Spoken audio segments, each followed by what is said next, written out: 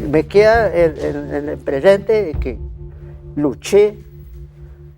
luchado durante estos 11 años porque la muerte es lo que impune. Mi Diosito me dé las fuerzas para yo, por lo menos, ver de que se hizo justicia. ¿De tarde? Sí, tarde. Entonces, hay corrupción en los grandes eventos investigativos y judiciales del país, evidentemente favoreciendo personajes siniestros. ¿Cómo se puede tasar el dolor de una familia frente a la pérdida de un hijo? Recordemos don Raúl, que sacó un carrito allá en la plaza y entonces su vida en ese momento cambió y su única obsesión fue hacer justicia y murió ahí buscando justicia. ¿Es negligencia o que no quieren ayudar a los ciudadanos o hay detrás un aparato judicial que está protegiendo a los poderosos? ¿O en verdad no funciona el aparato judicial? Sí, ambos. La respuesta es ambos, porque es decir, sobre los casos emblemáticos, mire lo que acabamos de ver la semana pasada, que un juez de la República finalmente niega la preclusión de la Fiscalía General de la Nación en el caso Pisano. Es decir, uno de los casos más emblemáticos de la historia judicial reciente, y la Fiscalía General de la Nación dice, no, es que la evidencia probatoria fue alterada, no sabemos cómo, pero vamos hacia adelante, no como así. Es decir, en un caso donde se tienen todas las herramientas investigativas para establecer, se conecta que el elemento material probatorio más importante quizá de la historia judicial reciente, que es la botella con cianuro que se toma Alejandro Pisano, no tiene huellas de nadie. Eso es un absurdo desde el punto de vista judicial. Entonces, hay corrupción en los grandes eventos investigativos y judiciales del país, evidentemente favoreciendo personajes siniestros que han sido o que han ocupado cargos importantes. Y por otra parte, hay una gran desidia en investigar los casos, no digamos pequeños, pero casos que no tienen relevancia mediática, que es el ejercicio de justicia para la ciudadanía en el caso de Jaime. En el caso de Jaime no es que haya un entramado de corrupción, hay un ejercicio de desidia y de indiferencia frente al dolor humano. Entonces son la combinación de dos particularidades, corrupción y negligencia, que es lo peor que le puede pasar a la Administración de Justicia. ¿Cuál es la reparación adecuada que tiene que recibir un padre de familia que ha venido sufriendo 11 años el asesinato de un hijo, que tal vez es lo peor que le puede pasar a una persona? Que se muera o le asesinen a un hijo. Ese dolor evidentemente es tasable desde el punto de vista indemnizatorio. Y ahí viene una gran pregunta profundamente humana. ¿Cuánto cuesta la vida? ¿Cuánto cuesta la vida de un ser humano? O lo que es peor, ¿cuánto o cómo se puede tasar el dolor de una familia frente a la pérdida de un hijo? Y eso hace parte del doble camino que ha seguido el proceso de Jaime, que es el proceso administrativo, es decir, es un miembro de la fuerza pública que termina asesinando a su hijo. Y por otra parte, el tema penal. Recordemos que el primer camino es un tema de responsabilidad del Estado y el otro es un tema de responsabilidad personal.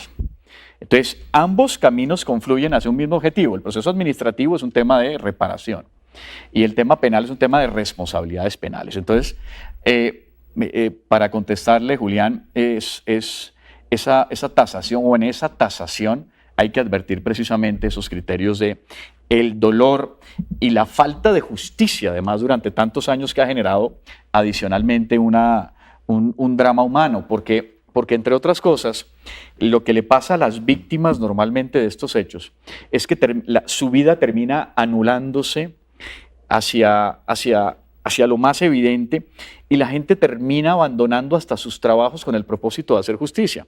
Pongamos un caso muy parecido al de Jaime, y es el de don Raúl. Recordemos don Raúl, que sacó un carrito allá en la plaza y entonces su vida en ese momento cambió y su única obsesión fue hacer justicia y murió ahí buscando justicia.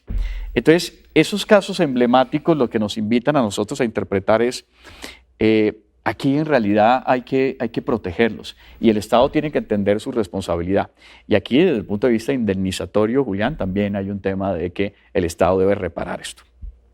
Hay otros casos emblemáticos. Por ejemplo, yo tuve la oportunidad de trabajar durante la universidad y varias veces aquí en el Tercer Canal con las madres de Soacha y fue lo mismo, es lo mismo que le pasa al señor Jaime, se convierten en periodistas, abogadas, politólogas, o sea, hacen toda esa referencia y obviamente para, primero, que no quede en la impunidad y segundo, pues es un hijo, o sea, no es un familiar, un primo, no, es el hijo, es una persona que muy importante para la familia. Yo, ya para terminar, ir concluyendo, sí quisiera preguntarle, aparte de pues injusticia que se ha dado, esta impunidad que se ha dado, ¿qué significó pues la muerte de su hijo? O sea, ¿qué fue el vacío que dejó en su familia? Y por supuesto, ¿cuál es el vacío que deja en la vida de todos ustedes, Brian Sneider Rodríguez Romero? Mire, la desaparición de mi hijo, de manera tan absurda y tan cruel, deja un vacío muy grande, que a esta hora, me disculpan, en este momento, a donde va a cumplir 11 años, no lo hemos podido superar. Y no lo he podido superar yo porque yo he estado al frente de todo esto. Esto se está moviendo ahorita ya con la imputación de cargos y todo esto porque yo la moví casi solo con las manos. Gracias al doctor Miguel Ángel que me colocó una persona que me representó como víctimas el día de la audiencia de imputación de cargos. Pero el resto todo lo moví, como dice, yo denuncié. Yo denuncié a los fiscales desde el mismo momento en que mataron a mi hijo. Lo denuncié el 1 de febrero del año pasado. Denuncié a la Procuraduría, la Fiscalía, Derechos Humanos del Senado, todo esto. ¿Qué estamos viendo? Porque ejercí presión. Ejercí presión cuando ya el abogado que tenía el caso administrativo me dijo que ya no podía ir porque ya prescribía, que ya era vencimiento de términos. Entonces yo me comencé a mover porque él me avisó como con dos o 3 meses antes de cumplir los 10 años. Fue cuando yo ya pude comunicarme con el doctor Miguel Ángel y me dijo, no, esos son 20, no son 10, son 20. Entonces, por homicidio. Entonces ya me volvió un poquitico el alma al cuerpo porque la verdad yo ando muy confundido. La condena de este señor, sí, digamos, podría satisfacer esa necesidad de justicia, de reparación. Lo pregunto con todo el respeto, ¿no? Porque, digamos, uno puede comprender la situación, pero no la siente hasta que la vive, ¿no? Sí, yo digo pues que a mí no lo van a volver. A mí no lo van a revivir. Ya eso es. Me queda en el presente de que luché. He luchado durante estos 11 años porque la muerte es lo que impune. Porque se castigue, por lo menos que se castigue a los autores materiales de esto, e intelectuales que de pronto no se sabe, ¿no? Hasta el momento solo hay uno, que es el material, pero que mi Diosito me dé las fuerzas para yo, por lo menos ver de que se hizo justicia. ¿Que tarde? Sí, tarde, porque no se ejerció justicia cuando se necesitaba, sino cuando ya estaban, porque ejercí presión a la fiscalía y porque la misma fiscal me dijo que yo los había denunciado y el día que me llamó, y me llamó con ganas de machacarme la cabeza a que yo rindiera declaración, pero yo ya le tenía una tutela por delante. Entonces ya fue a una entrevista, pero sin embargo me decía que no hay pruebas. Cuando yo le muestro la fuente, de a qué hora fueron a recogerlo, a quién llamó y a qué hora fueron a recogerlo para que le guardaran el arma y para que lo sacaran del sitio donde ya mataba a mi hijo. Entonces ahí sí ya la fiscal dijo, sí, voy a dictar la imputación. Miguel Ángel, ¿qué tiene que cambiar para que a una víctima no se le convierta en otro problema haber sido víctima? Pero porque eso es lo que estamos oyendo. El señor se vuelve víctima, pero entonces toca buscar periodistas para que pongan atención. Él mismo ya habla de tutelas, toca, como se dice por ahí, toca volverse tinterillo para uno verle como la filigrana al tema jurídico, pero además toca como hacerle esas cartas rogatorias constantemente a la fiscalía. ¿Qué es lo que tiene que cambiar para que una persona que es víctima pues que paga impuestos y que el mismo Estado tiene el deber de buscar justicia, pues funciona el mecanismo? ¿O es que el mecanismo no está funcionando?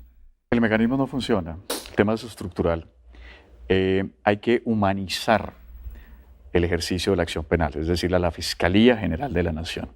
La Fiscalía General de la Nación debe entender su dimensión. Debemos tener fiscales sensibles frente a lo que está pasando. Gente con grandes calidades éticas al mando en la dirección de la Fiscalía General de la Nación. Si no, vamos a seguir teniendo estos funcionarios fríos, indiferentes frente al dolor. Fíjese que esa pregunta que le hacían a Jaime me parece importantísima sobre si la justicia devuelve un poco el vacío de la muerte y del dolor.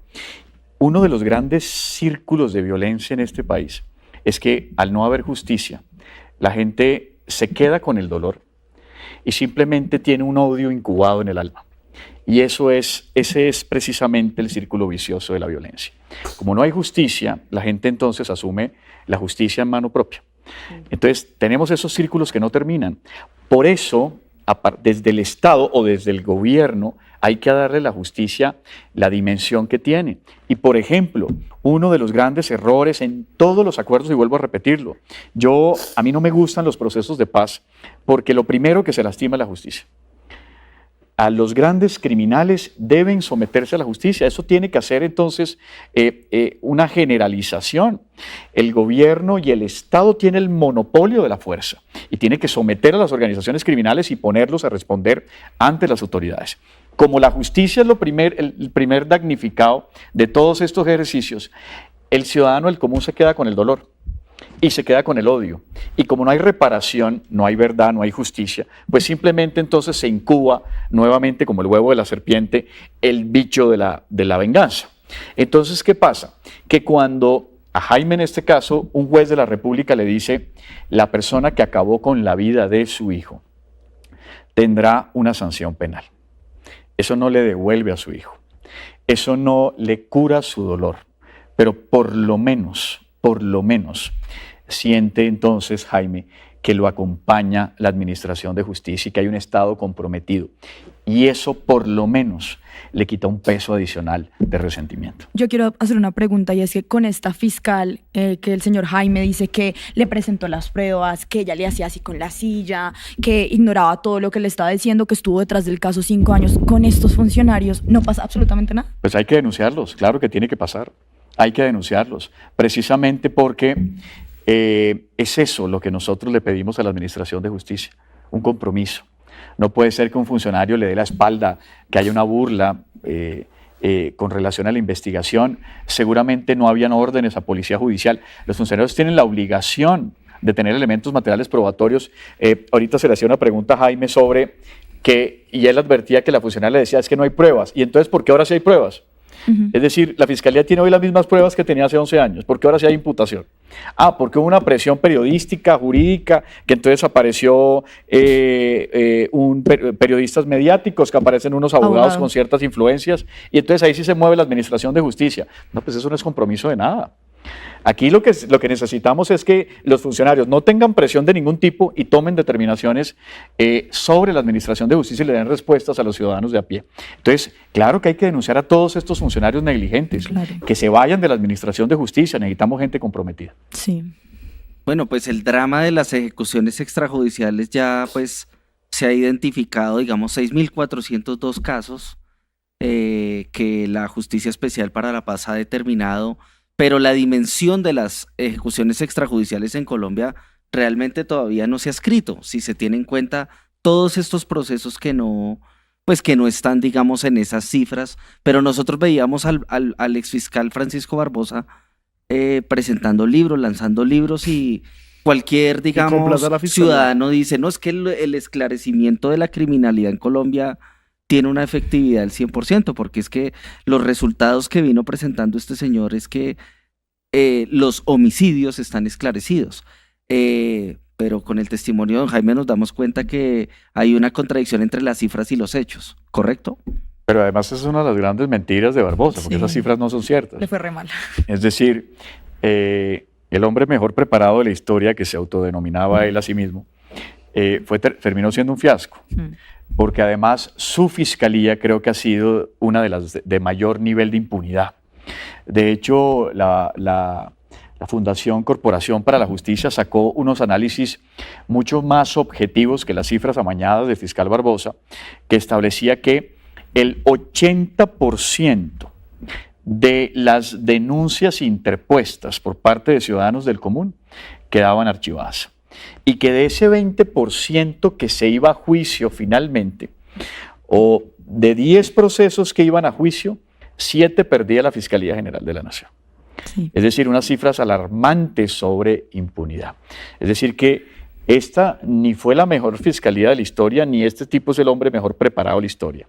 Es un gran cínico que hizo de la fiscalía un ejercicio de politización de la justicia, de persecución ideológica, con base precisamente en lo que se había conocido en su momento como el derecho penal del enemigo, es utilizar la acción penal para perseguir contrarios. Eso fue su gran aporte a la administración de justicia, un desastre, Julián. Y otra bien alarmante es que el 100% de los casos de violencia sexual cometida por miembros de la fuerza pública quedaron en impunidad durante la Fiscalía Barbosa. Y el 94% de las 57.000 denuncias de corrupción entre 2010 y 2024 están... Ni siquiera han abierto un... Pero además uno de los casos cumbre, Julián, que tú cubriste además con muchísima rigurosidad, el caso de la ñañe política, que es uno de los grandes emblemas de la corrupción, quedó en archivo. No todo mal. Apoya el trabajo periodístico del Tercer Canal. Ingresa a la app o a www.nequi.com. En la app ve al signo pesos y elige la opción enviar plata o a la opción recargar. Recuerda que en la página web escoges la opción recargar. Ingresa a la aplicación o a la página web de DaviPlata. Dale clic a la opción pasar plata.